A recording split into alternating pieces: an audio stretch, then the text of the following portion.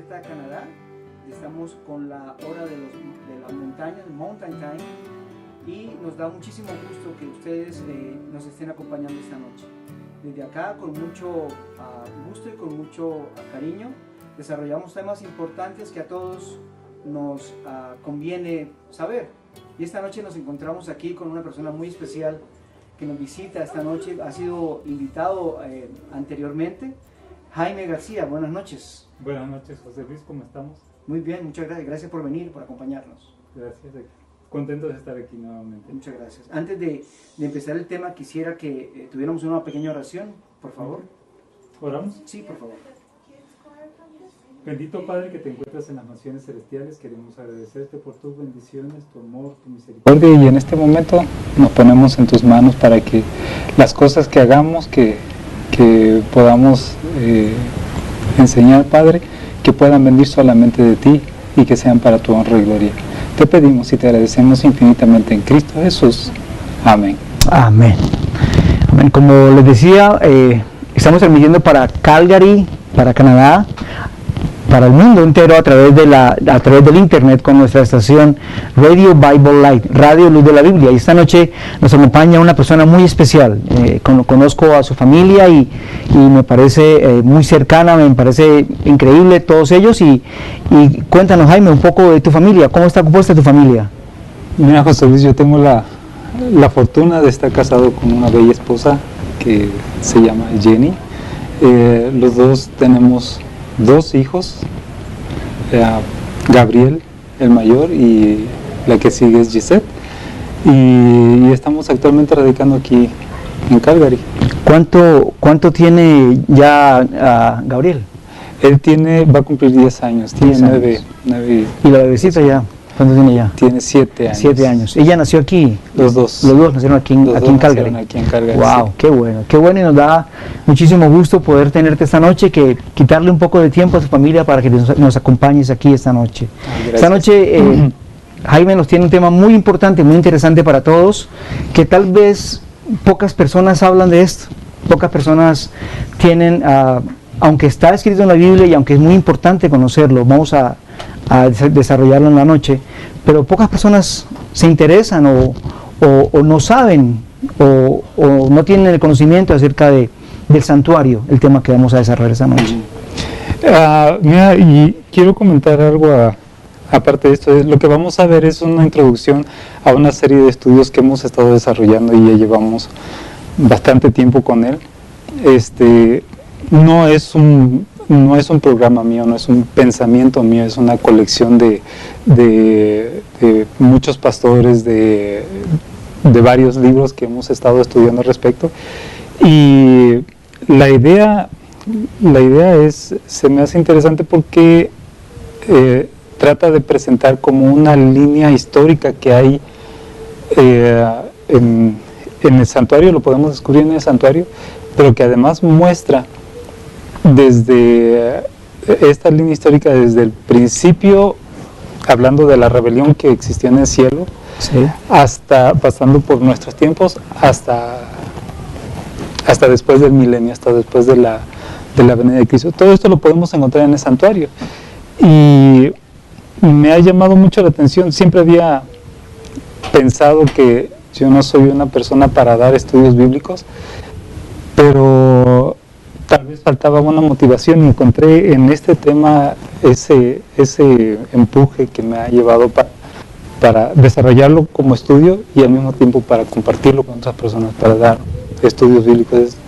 Me ha sido de mucha bendición también. Déjame decirte que cuando supe acerca del tema que ibas a desarrollar me dio mucha alegría, porque como te decía al comienzo, hay personas afuera que ni siquiera saben qué es que ni siquiera saben lo que significa, ni siquiera saben lo que es físicamente. Exacto.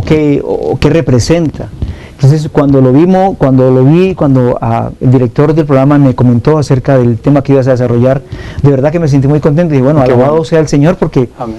vamos a tocar un tema bien interesante, muy interesante, y lo vamos a seguir tocando entonces, dices, en varios capítulos. son varias lecciones, y te digo, es que es muy amplio.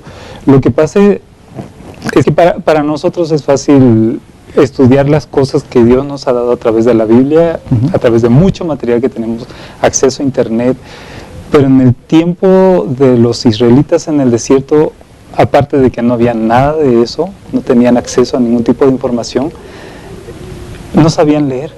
Sí. Entonces Dios tenía que usar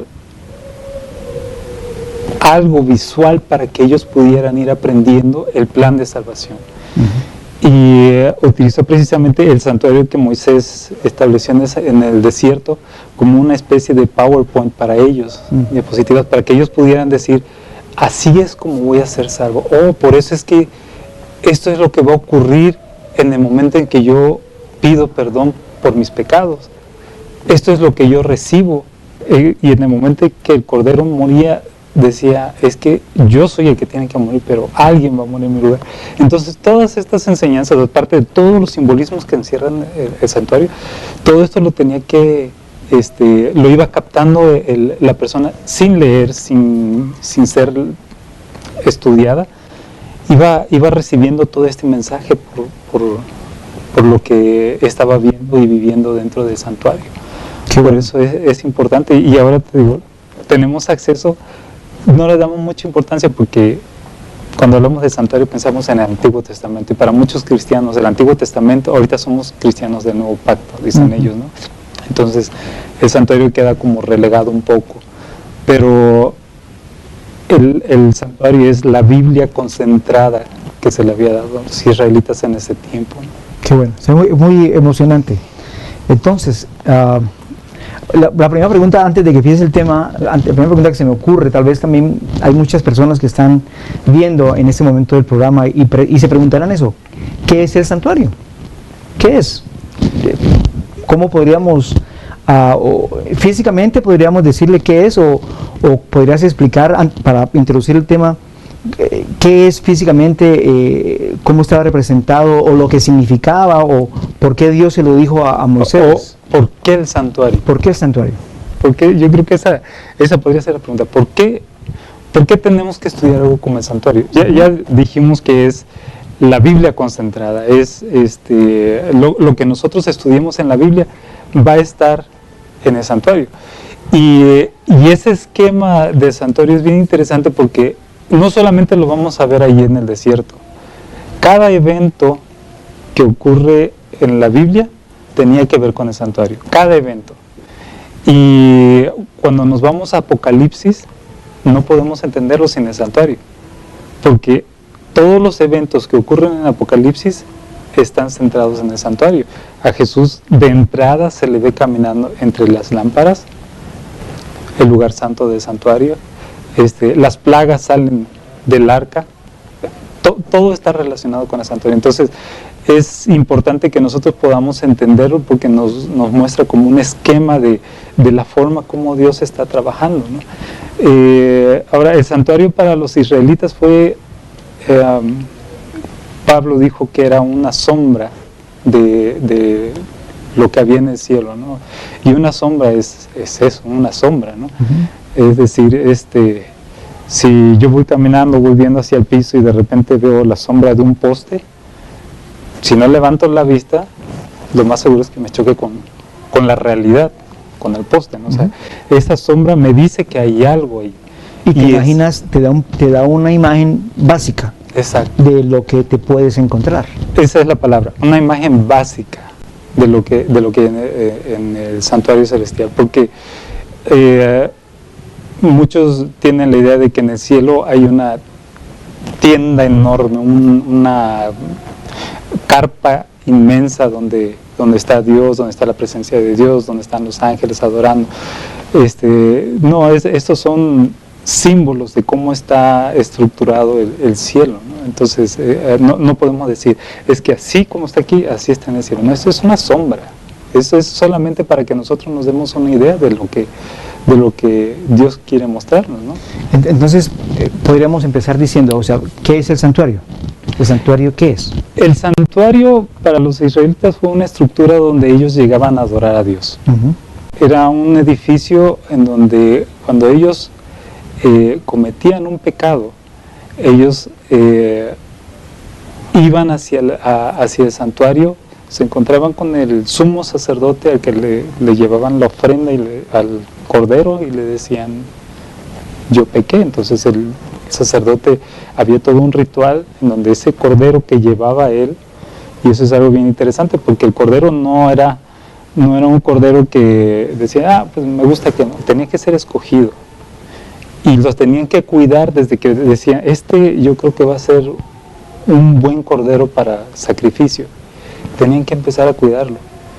Y ese cuidado implicaba que se llegaban a encariñar con el animalito. Y como un niño ahorita que encariñado con un perro y de repente el perro lo tienen que entregar para ser sacrificado, ¿no? Entonces, una idea, no es ese el caso, pero ellos, después de cuidarlo, de tratarlo con ternura, porque tenía que ser sin mancha, sin defecto, ya una vez que estaba listo, tenía que ser llevado, y él tenía que sentir el dolor de entregar ese animalito, ¿no? Entonces, en esa estructura, en ese edificio que Dios le pide a Moisés que establezca en el desierto, todas estas cosas tenían que ocurrir. Llevar al cordero, la ceremonia que había detrás de todo eso dentro del santuario, los colores que había dentro del santuario también tenía un mensaje para uno de los estudiantes. Bien interesante vamos a ver lo que simbolizan los colores, por qué se habían establecido esos colores, 4 colores que tenían que ver en el santuario, el material que se utilizaba, todo eso tenía algo que decirle a la persona. Entonces la persona llegaba, este edificio fue establecido para que la persona llegara a adorar a Dios, para que la persona llegara a pedir perdón por sus pecados, y era el lugar de comunicación entre Dios y el hombre. Y el pueblo de Israel. Y el pueblo de Israel. Sí. Entonces es Dios quien decide habitar entre el pueblo de Israel. Sí. Y la idea que desarrolla Moisés es de acuerdo a lo que Dios le dice. O sea, no es algo que a Moisés porque la gente, muchas veces nosotros encontramos a personas afuera que habla de eso. No, eso fue una cosa que se le ocurrió a Moisés. Las leyes de Moisés, las cosas que a Moisés se le ocurrió.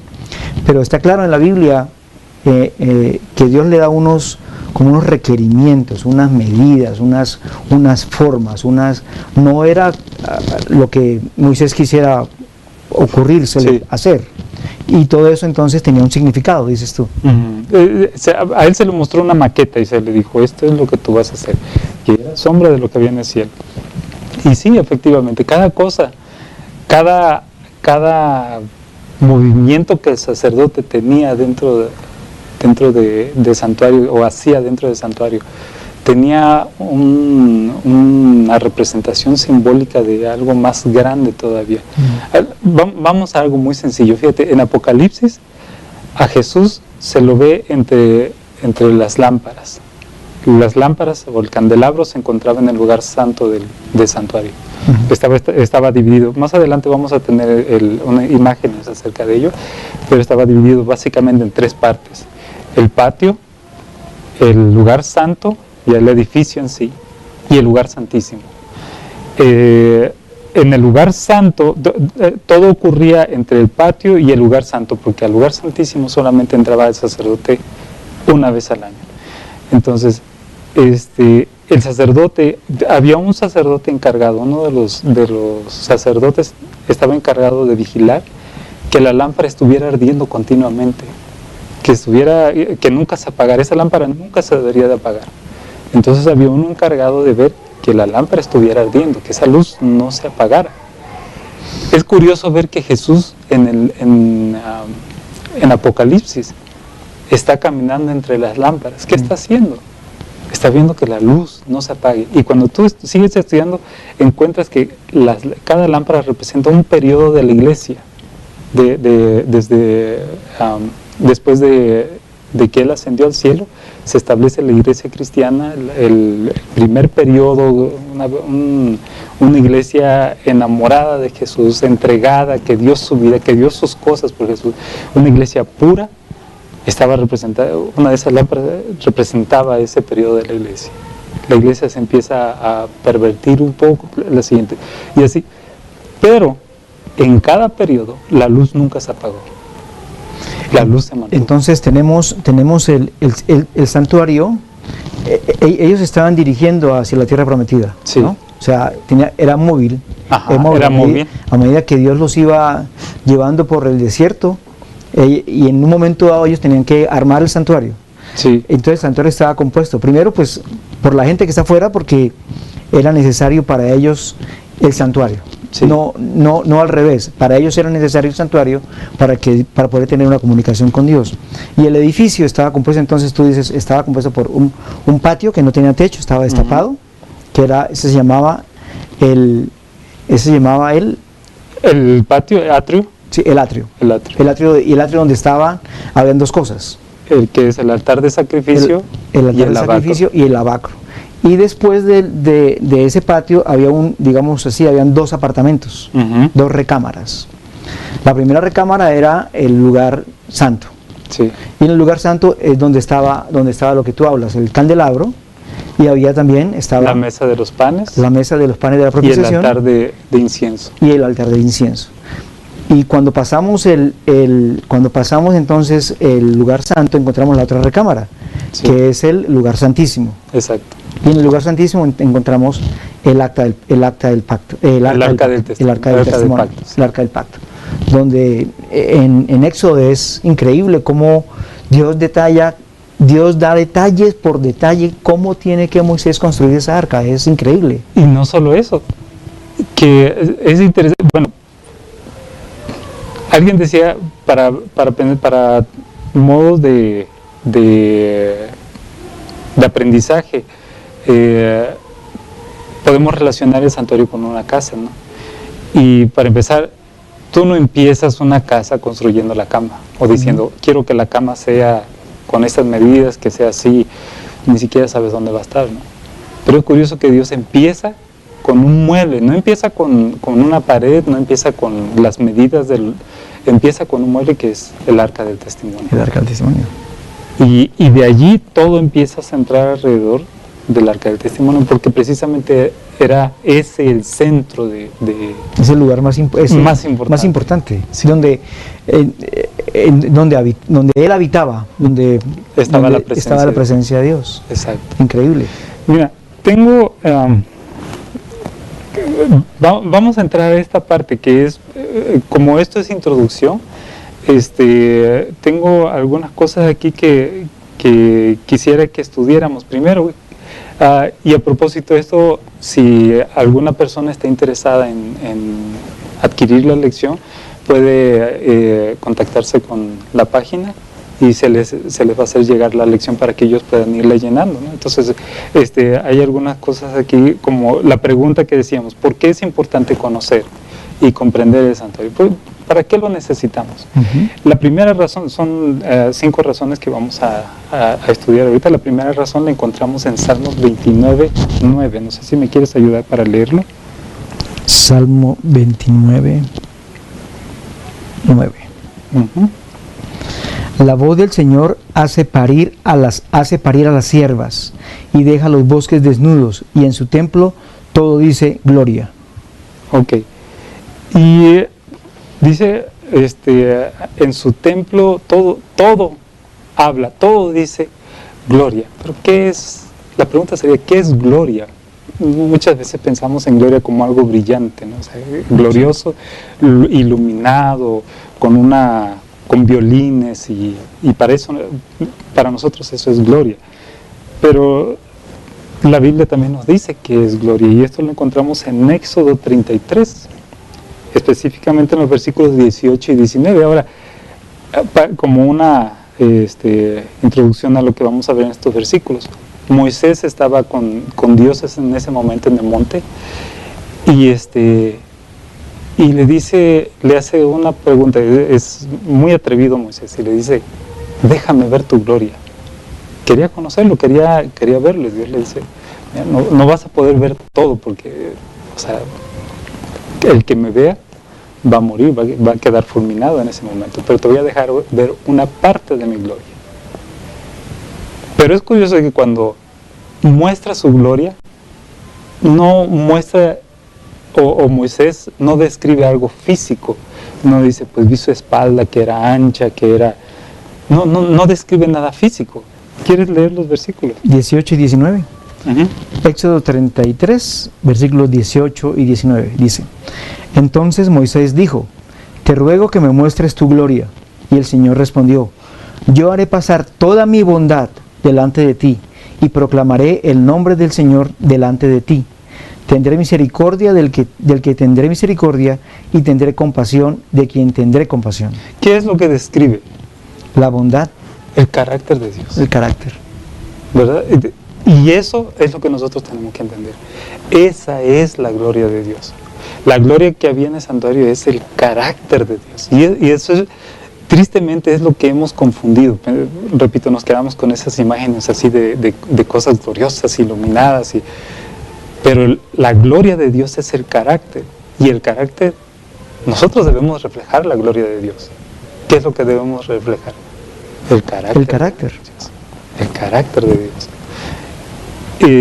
Ahora dice que todo el templo habla de la gloria, o sea, el santuario habla de la gloria, o sea, está hablando de, o representando, o mostrando el carácter de Dios. Y esa es la respuesta de la primera, conocer el carácter de Dios. La siguiente la vamos a encontrar en Ezequiel 43. Ezequiel 43. 10 y 11. Ok, Ezequiel 43, 10 y 11. Dice: Y tú, hijo de hombre, describe el templo a la casa de Israel, para que se avergüencen de sus iniquidades y tomen las medidas de su plano. Y si se avergüenzan de todo lo que han hecho, enséñales el diseño del templo, su estructura, sus salidas, sus entradas, todos sus diseños, todos sus estatutos, todas sus leyes. Escribe esto ante sus ojos, para que guarden todas sus leyes y todos sus estatutos, y los cumplan. Fíjate, una vez que el pecador reconozca su pecado, reconozca su situación, se vea como tal como él es, dice Dios, tienes que mostrarle qué es lo que va a hacer, ¿verdad? O sea, como el cordero que va a seguir. No dice nada de eso, no dice, te tienes que arrodillar de esta forma, te tienes que dar golpes de pecho, tienes que gritar, Dios mío, perdón. No dice. Ir de rodillas hasta 40 cuadras, ¿no? No, dice, muéstrale el santuario, muéstrale sus medidas, muéstrale todo. ¿Por qué? La pregunta es esa, ¿por qué tiene que conocer el santuario? ¿Por qué tiene que conocer la estructura, el diseño, las medidas? ¿Por qué tiene que conocer eso?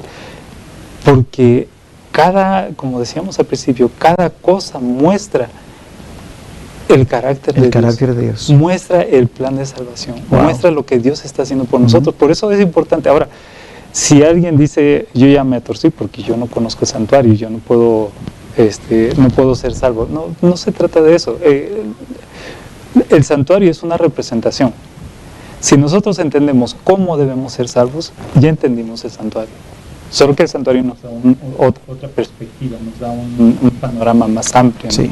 Pero si la persona sabe que para ser perdonado tiene que acercarse a Cristo y tiene que entregarse, tiene que suplicar y pedir perdón por sus pecados, y después de eso mantener una vida de comunión con Dios que se muestra en el santuario, entonces el pecador o la persona está entendiendo todo ese diseño del santuario. ¿Y cómo es esa... Y mantener esa relación, ¿no? Del hombre con Dios, y Dios es el que, por medio del santuario, te das cuenta que Dios es el que te busca a ti.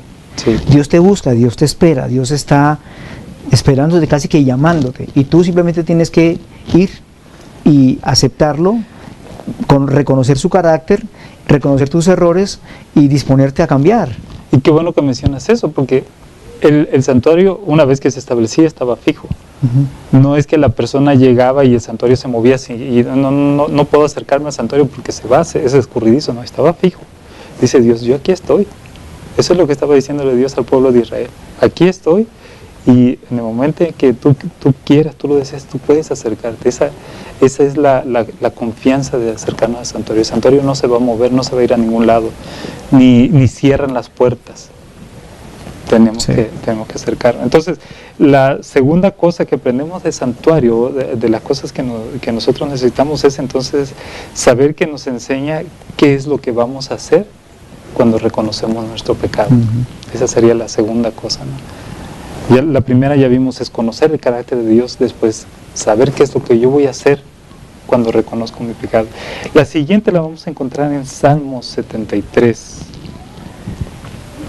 Y los versículos son 16 y 17. Aquí vamos a ver a David, antes de esos versículos, peleando con Dios y diciendo: Señor, yo no entiendo, mira, yo me porto bien, yo hago mi tarea, yo no me peleo con mis compañeros, no me porto bien con mi familia, pago mis impuestos, yo hago todo bien.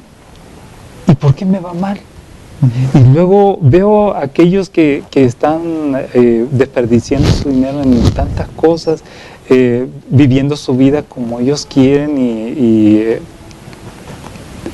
viviendo perdidamente, dice. Y ellos están bien, están contentos, parecen los reyes del mundo. ¿Qué es lo que pasa? ¿Por qué yo estoy así? Pero entonces viene la reflexión, que está precisamente en esos dos versículos. 16 y 17, sí. Salmo 73, dice: cuando pensaba, tratando de entender esto, fue difícil para mí, hasta que entré en el santuario de Dios, entonces comprendí el fin de ellos. Dice, yo no lo entendía, yo me quebraba la cabeza y me daba topes contra la pared, porque decía: Señor, ¿qué está pasando?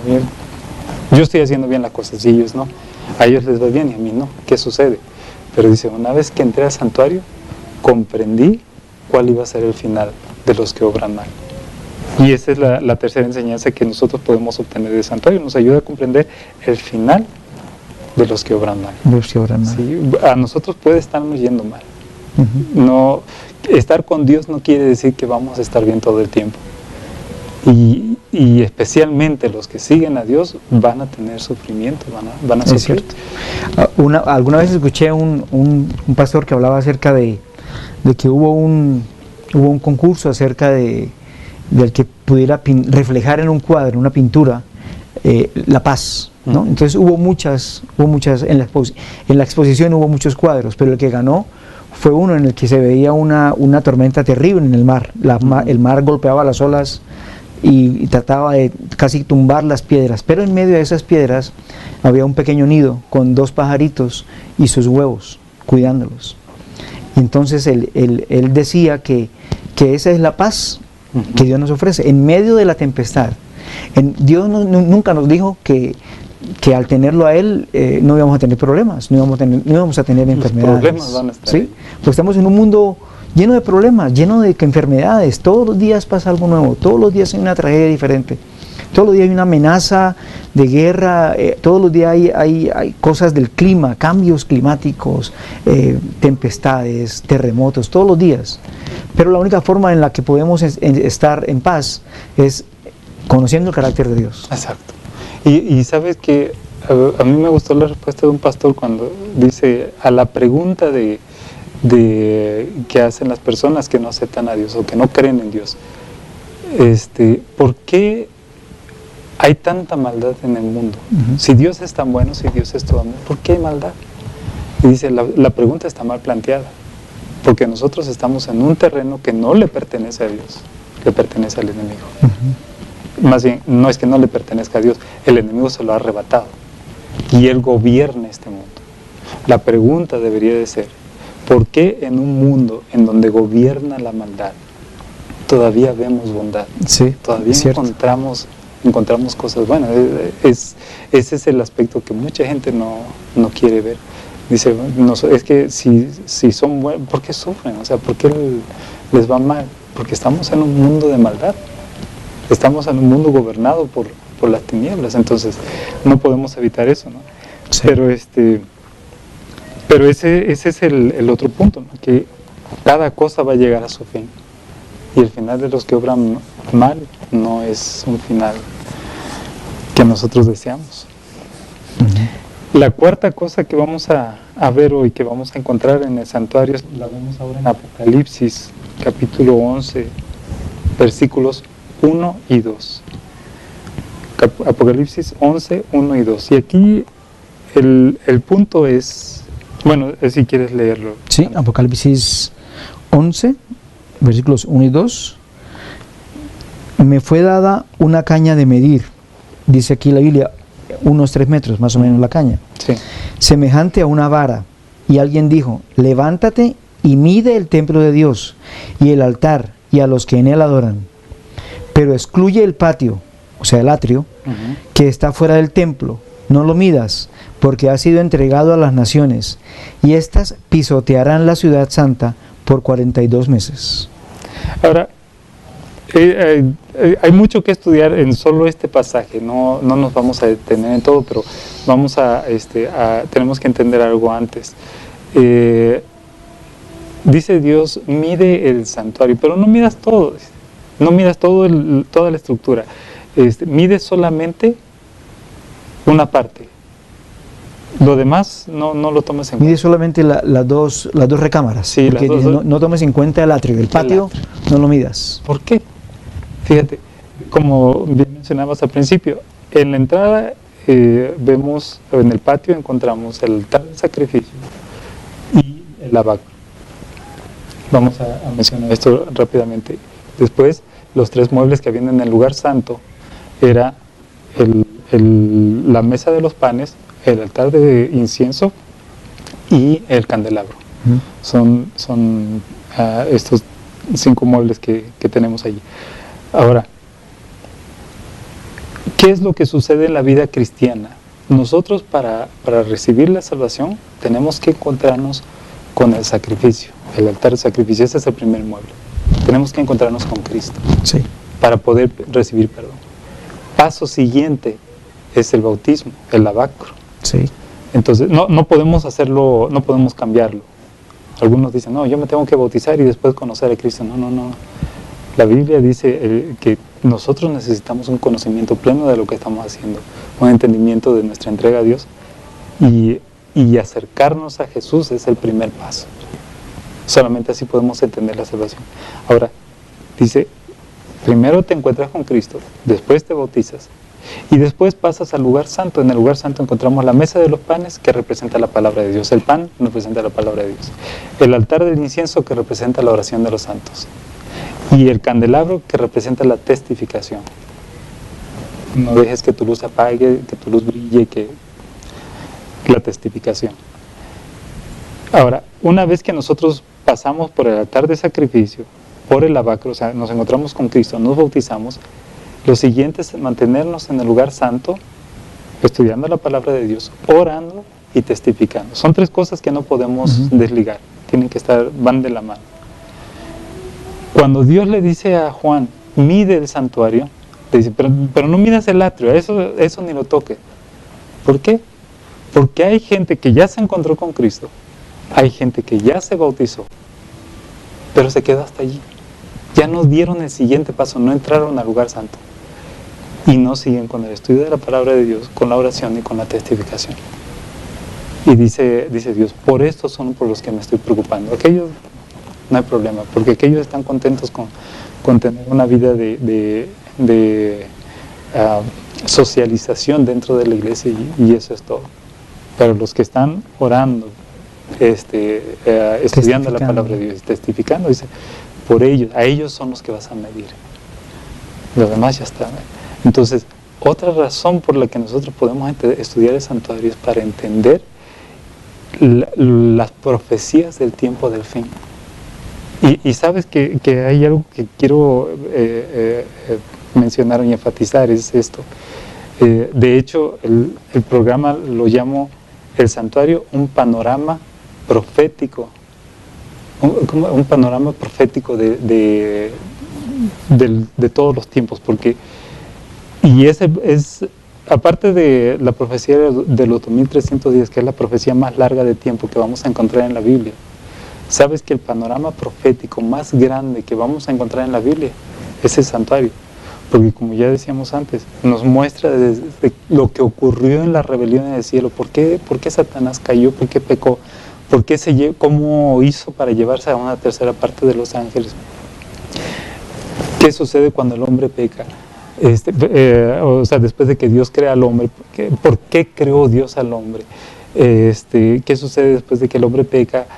Todo eso hasta la segunda venida de Cristo, hasta el milenio después de la segunda venida de Cristo, hasta la vida eterna después del milenio, todo eso está en el santuario. Todos los ritos que estaban en el santuario, todo está reflejado, todo lo que el panorama profético está reflejado allí. Entonces, yo pienso en el santuario como la profecía más grande que nosotros podemos encontrar. Como dicen ahora, está a la moda, ¿no? En 3D, o sea, está en 3D. Está en tres dimensiones, porque ves absolutamente todo. ¿Ves? Tratándole de explicar un poco a los oyentes, el primer espacio que encontramos en el tabernáculo, en el santuario, es el patio. ¿no? Es el altar de sacrificio, donde estaba el altar de sacrificio y estaba también el lavacro. Entonces el altar de sacrificio, como hablaba al comienzo Jaime, era donde las personas tomaban esa ovejita que criaban desde pequeñita, sin una mancha, sin un defecto, y la criaban únicamente para ese sacrificio, en donde ellos iban a entregar ese sacrificio para lavar sus culpas.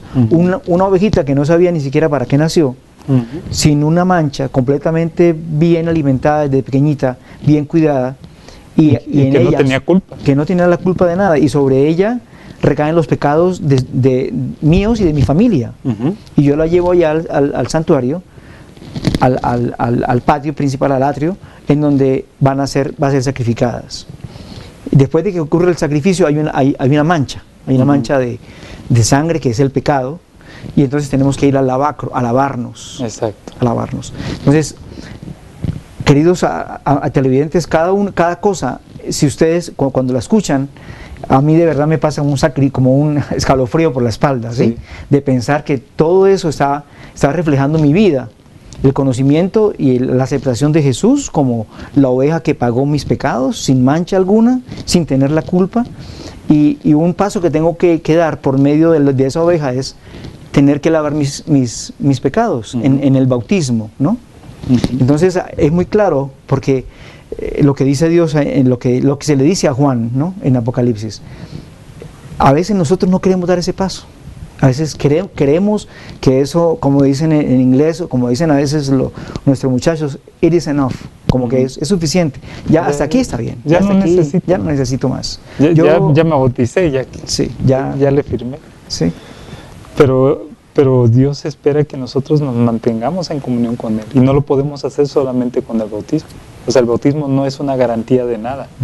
Es lo que muestra que nosotros hemos aceptado entregarnos a Cristo, pero no garantiza que mi vida de ahora en adelante sea una vida sin problemas, no garantiza mucho menos que yo tenga asegurada la salvación.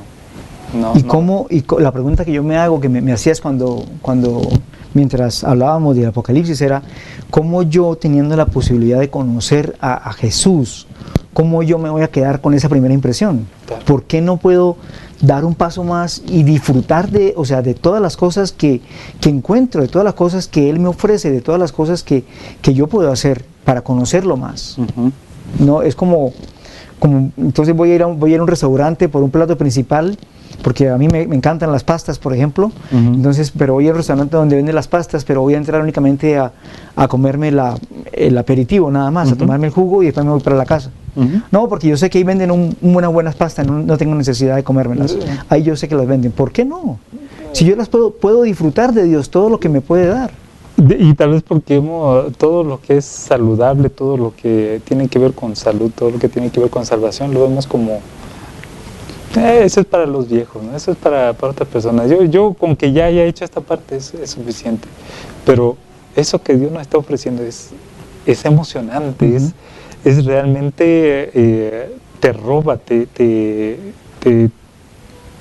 provoca realmente, te estimula a seguir conociendo más. Te invita, te invita cuando pasas por el atrio, ya has dado un paso, y te encuentras con el lugar santo en todas las cosas que puedes hacer, porque no es, la vida cristiana es una vida dinámica, no es una vida en la que yo estoy arrodillado todos los días mirando mis pies o mirando el cielo raso de la casa. Es una vida dinámica que me invita a hacer muchas cosas, me invita a hacer por mí y también por los demás. Exacto. Esa es la parte que muchas personas no pueden ver, pero no la van a ver si no logran buscar eso. O sea, quiero decir, si no pensarlo no es suficiente. Decir, bueno, sería bonito estudiar la Biblia, estúdiala. Sería bonito orar, ora. Sería bonito testifica, ¿no? Hazlo, no solamente te quedes con el pensamiento de sería bonito, hazlo, da el siguiente paso. Y lo más impresionante es que Dios te va a decir, te va a dar las herramientas para que lo hagas, te va a dar la fuerza. Dice, porque yo les doy tanto el querer como les doy el deseo, les doy las ganas de hacerlo, como la fuerza para hacerlo. Pero tenemos que dar el siguiente paso. Y ahora, la última cosa que nosotros vamos a encontrar, que podemos encontrar en esa, no la última, hay muchas más, pero estas 5 razones son para mí las más fuertes. La razón más poderosa, yo lo veo así, de todas las razones que podamos ver. Este es bello. Pero la razón más poderosa la vamos a encontrar en Juan 1.14. Son 2 versículos que vamos a leer. Juan 1.14 y Éxodo 25.8. Primero Juan 1.14. Juan 1.14. ¿Quieres que lo lea? Sí. Juan 1.14. El Verbo se hizo carne y habitó entre nosotros y vimos su gloria. Gloria como del unigénito del Padre, lleno de gracia y de verdad. Wow. Fíjate, el Verbo se hizo carne y ¿qué cosa? Habitó entre nosotros. Y habitó entre nosotros. Y ahora, fíjate, no solo eso, se hizo carne, habitó entre nosotros y vimos su gloria. Vimos su gloria. Pensemos en esas 3 cosas. Ahora vamos a buscar Éxodo 25.8. Éxodo 25.8. Éxodo 25.8. Entonces encontramos, Éxodo 25.8, que me hagan un santuario para que yo habite entre ellos, conforme a todo lo que te voy a mostrar, conforme al diseño del tabernáculo y el diseño de su mobiliario, así ustedes lo harán. Dice que me hagan un santuario, que me hagan un templo, que me hagan una casa para que yo habite entre ellos, more entre ellos, viva entre ellos. Exacto. ¿Sabes que en el santuario podemos encontrar el deseo más grande de Dios en todo el universo? Y el deseo más grande de Dios es vivir con nosotros. Ese era su deseo. ¿Qué era lo que sucedía? Dios, la gloria de Dios es tan fuerte, tan poderosa, tan impactante que nadie la puede resistir. Nadie puede mantenerse delante de la presencia de Dios, porque la gloria de Dios lo destruye. Entonces Dios dice, bueno, yo no me puedo presentar así delante de mis criaturas, para vivir con ellos. No puedo yo presentarme así. Y entonces Dios encapsula su gloria. A mí me gusta pensarlo así, encapsula su gloria a través del santuario. Y entonces dice, ahora sí, yo voy a vivir con ustedes. Ya la gloria no iba a molestar a las demás personas. Fíjate, Moisés cuando en una ocasión desciende del monte, su rostro brillaba, dice. Y la gente le dijo, oye, Moisés, ponte un velo porque no podemos verte. Ese era un hombre. Ahora imagínate ver a Dios, ¿qué va a suceder? Y dice Dios, bueno, vamos a velarlo, vamos a encapsular esa gloria a través del santuario.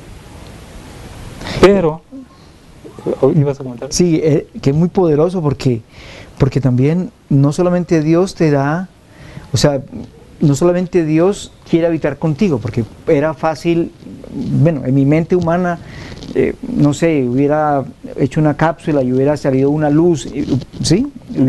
Uno pudiera haber dicho, ahí está Dios. Exacto. Pero no, Dios no hace solamente eso, porque sabemos que Él se presentaba en el lugar santo, sino que te muestra un camino. Te dice, bueno, no solamente te va a mostrar mi gloria, vas a conocer mi carácter y vas a tener el chance, la oportunidad de caminar para conocerme. Pero no vas a caminar por donde tú te imagines, vas a mirar estos pasos. Y a través de esos pasos que yo te voy a enseñar, vas a poder conocerme, vas a poder verme, vas a poder disfrutar de mi carácter. Vamos a convivir, sí. Y yo, o sea, vamos a ser amigos, yo quiero estar contigo. Y eso es lo que nosotros tenemos que ver a través del santuario. Dios quiere vivir con nosotros, quiere convivir con sus criaturas. Ese es el deseo más grande de Dios, y lo hace a través del santuario. Pero en Juan 1:14 leímos que esa gloria ya no se encapsuló en un templo, ya no estaba velado por un templo, ahora estaba velado porque, dice, leímos en Juan 1:14, se hizo carne y vimos su gloria, y vimos su gloria, gloria como la del unigénito del Padre. Entonces, esa gloria que en el Antiguo Testamento fue encapsulada en el santuario, ahora se presenta nuevamente, pero encapsulado en la persona de Cristo Jesús.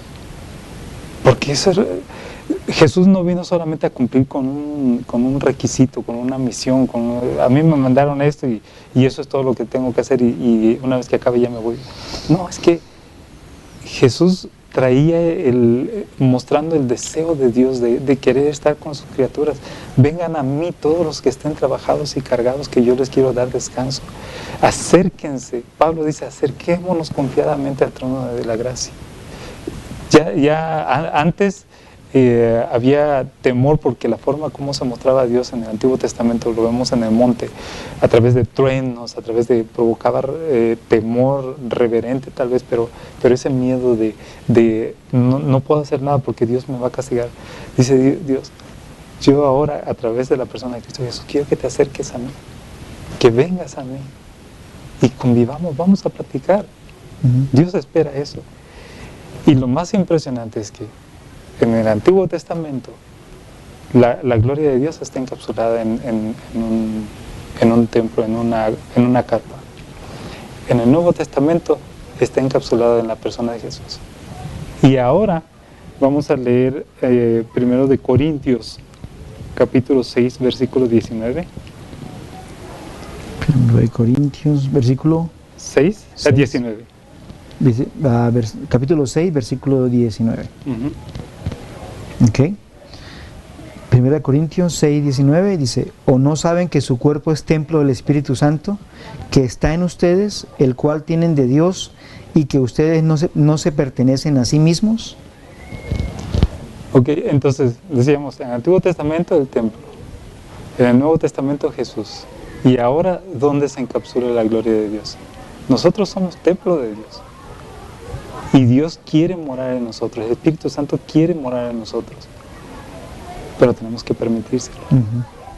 Ese deseo que vimos en el santuario en el Antiguo Testamento, lo vemos ahora, pero en nuestra persona individualmente.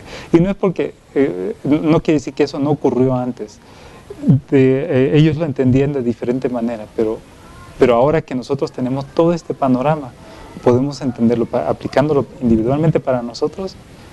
Podemos ver a Dios diciendo, José Luis, mira, déjame estar contigo, yo quiero platicar contigo, yo quiero conocerte, quiero que tú me platiques qué quieres, qué son tus sueños. No que Dios no los conozca, Dios conoce nuestros sueños, Dios conoce antes de que nosotros pidamos algo, pero quiere escucharnos, quiere acercarse y decir, quiere tener esa relación, ¿no? Exacto. Una relación casi como de padre con hijo. Dios nos permite eso, nos quiere invitar a eso. Es increíble cómo un Dios, así como lo veían los israelitas, ¿no? Como omnipotente, omnipresente, omnisciente, que puede hacer absolutamente todo porque Él es Dios.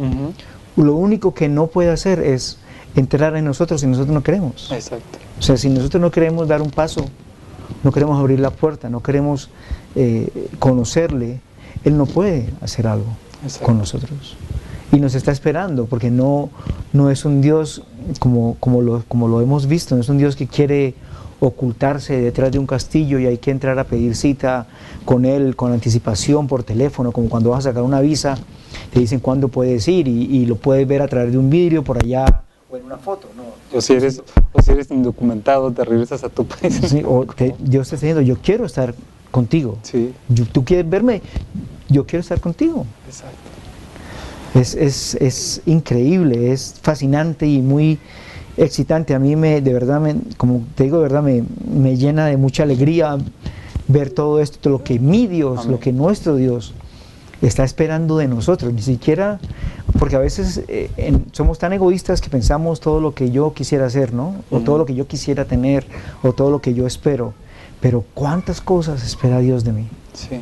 Y Él las quiere y me las puede proveer, me las quiere dar. Ahora, el tiempo se nos fue, pero esto es nada más la introducción. O sea, no hablamos de mucho acerca del santuario. Explicamos solamente las razones por las que debemos de estudiar el santuario. Son 5 razones, creo, muy poderosas, y especialmente por la última que acabamos de analizar. ¿Podríamos repetirlas otra vez, las 5 razones? Las 5 razones. La primera es conocer el carácter de Dios a través del santuario. La segunda nos enseña lo que nosotros debemos hacer una vez que reconocemos el pecado. No decir, pues sí, es que yo soy mal. No. Cuando yo reconozco que soy pecador, ¿qué debo hacer? La tercera es, nos ayuda a comprender el final de los que obran mal. Por más mal que a nosotros nos está yendo, no se compara a cómo les va a ir a las personas que están obrando mal en este momento. Y dice, yo me imagino a David diciendo, pobrecitos, o sea, yo estaba preocupado, pero una vez que entré a Santuario, nos ayuda a ver eso. La cuarta es entender las profecías para el tiempo del fin. Que es bien importante porque estamos en esos tiempos. Exacto, exactamente. Por eso la importancia del estudio en este momento. Y la última es conocer el deseo de Dios, que es convivir con su pueblo. Esas son las 5 razones y yo creo hay muchas cosas que podemos estudiar. No pretendemos con este estudio decir, tenemos todas las respuestas para el santuario. No, hay más.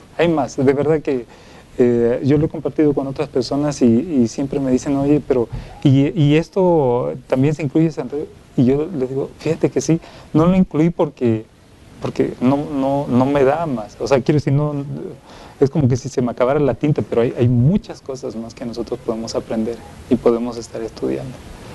Es muy interesante. Quiero invitar a nuestros amigos que nos están viendo para la próxima ocasión, pero antes que eso, quiero invitarlos a que vayan a la Biblia y lean en Éxodo 25, está escrito claramente lo que es el santuario, cómo Dios habló con Moisés, cada una de las características y de las señales, de los colores que vamos a describir más adelante. Y tal vez cuando ustedes lo puedan leer, van a tener muchas preguntas que quisiéramos escuchar. Entonces es muy interesante, vamos a descubrir paso a paso cada una de las cosas, cada uno de los símbolos 3D, en 3 dimensiones, que vamos a encontrar dentro del santuario, los colores, las dimensiones, absolutamente todo. Vamos a descubrir a qué apuntaba, qué nos quería decir Dios con cada una de esas cosas. Y es maravilloso porque es una sombra, ¿no? Sí. Es una sombra de lo que hay en el cielo. Es una pequeña maqueta. Un atisbo. Sí, porque en una sombra tú no puedes distinguir los colores ni las dimensiones reales. Puedes ver la forma y con eso hacerte tal vez una pequeña imagen de lo que es. Sí. Pero a la hora de verlo, como le pasó a David, vamos a descubrir que es un montón de bendiciones que vamos a encontrar con el santuario. Exacto. Y hay mucho de qué hablar. Y yo creo que también muchas preguntas. Yo mismo todavía tengo preguntas acerca de ello. Repito, no pretendo responder a todas ellas, pero sí dar una idea y tal vez un empujoncito para los que nos están escuchando a querer investigar más. Yo creo que mucha gente también pueda decir, bueno, y esto también se aplica. Pues bienvenidos, o sea, podemos... Y lo que tú decías al comienzo es muy importante, ¿no? Porque no es nuestra imaginación, no es un tema que aquí hayamos creado de la nada, sí, sino es lo que la palabra de Dios nos dice. Amén. Lo que está escrito dentro de la palabra de Dios, que a veces tenemos nuestras Biblias ahí en la casa, que a veces nos sobra tiempo y no tenemos nada que hacer, y hay tantas cosas emocionantes dentro de la Biblia que que nos estamos perdiendo de conocer. Sí. Entonces es una invitación a todas las personas que nos escuchan, a todos nuestros televidentes, a que vayan a sus Biblias, a que las lean. Ahí todas las cosas que vamos a desarrollar acá son basadas en la palabra de Dios. No nos vamos a salir a ninguna cosa que nos hemos imaginado o que hemos creado o que Jaime ha encontrado en cualquier No descubrimos el hilo negro, no es eso. Sí, que ninguna cosa que se ha imaginado o que él mismo ha creado con esto, no. Es la palabra de Dios queriendo a nosotros alcanzarnos y darnos el chance, ¿no? Como decíamos, de conocerle. Amén. Así que muchísimas gracias por estar con nosotros, Jaime, esta noche. Yo Contentos. de verdad estoy muy ansioso, me quedé como iniciado, decimos allá en la casa, quedé iniciado con el appetizer, con la entrada nada más. Vamos bien entonces. Pero claro que sí, yo estoy seguro que muchas de las personas que nos están viendo quedaron igual. Entonces muchísimas gracias a ti por el tema que has traído y estamos ansiosos de que volvamos otra vez a vernos, a seguir desarrollando acerca del santuario. Amén. Este es un programa que hemos desarrollado aquí en Calgary, en la región de Alberta, en Canadá, que se llama Radio Bible Light. Ustedes lo pueden encontrar en el website www.radiobiblelight.com. Muy pronto vamos a tener el website en español. Aquí nuestro ingeniero Bob Martin nos ha prometido que ya muy pronto vamos a tener el website en español y ahí vamos a poder montar todas estas cosas, porque están montadas en la parte de inglés, pero vamos a poder montar todas estas cosas en la parte de español solamente. Y allí vamos a poder interactuar con todos ustedes, sus preguntas, sus deseos, sus inquietudes. Entonces quiero, Jaime, por favor, invitarte a que nos despidas, por favor, en oración. Claro, oramos. Bendito Padre, gracias te damos porque nos has permitido iniciar en esta emocionante aventura acerca del estudio de algo tan sencillo tal vez para algunos que encontramos en el Antiguo Testamento y insignificante para otros, pero grandes verdades que tú has dejado establecidas a través del santuario. Ayúdanos para que podamos verlo en su verdadera dimensión. No a presentar cosas nuevas, cosas extrañas, porque no es el propósito de contrariar lo que tú has establecido en tu palabra. Que todo lo que nosotros estudiemos pueda estar fundado por tu palabra, Padre querido. Gracias por esta oportunidad de estar con las personas que nos escuchan. Pedimos que sigas con nosotros y que tu nombre sea alabado en Cristo Jesús. Amén. Amén. Buenas noches, queridos televidentes, y los esperamos aquí el viernes 6 de la tarde, hora de las montañas, Mountain Time, aquí en su estación Radio Bible Light. Buenas noches.